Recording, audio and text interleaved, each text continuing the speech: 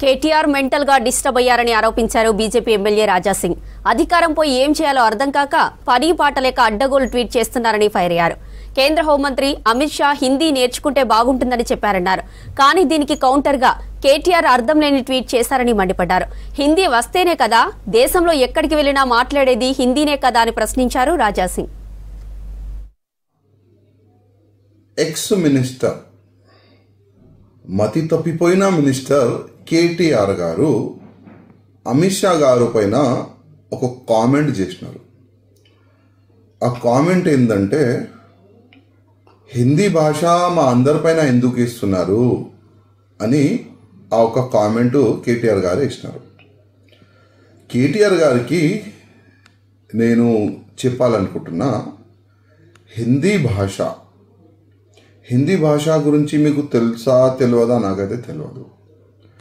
కానీ మన తెలంగాణ స్టేట్ నుంచి మనం బయట స్టేట్లో వెళ్తే అక్కడ మీరు ఏ భాషలో మాట్లాడతారు? మన భాష వాళ్ళకి అర్థమవుతుందా? కష్టం.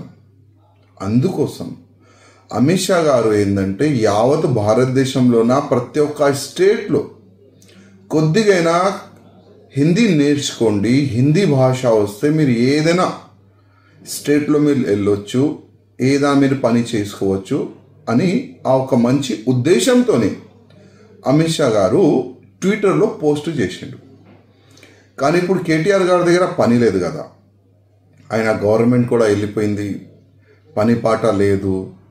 ఏదో ఒక సబ్జెక్ట్లో మీడియాలో ఉండాలి, ప్రింట్ మీడియాలో ఉండాలని ఒక చిన్న ఆలోచన.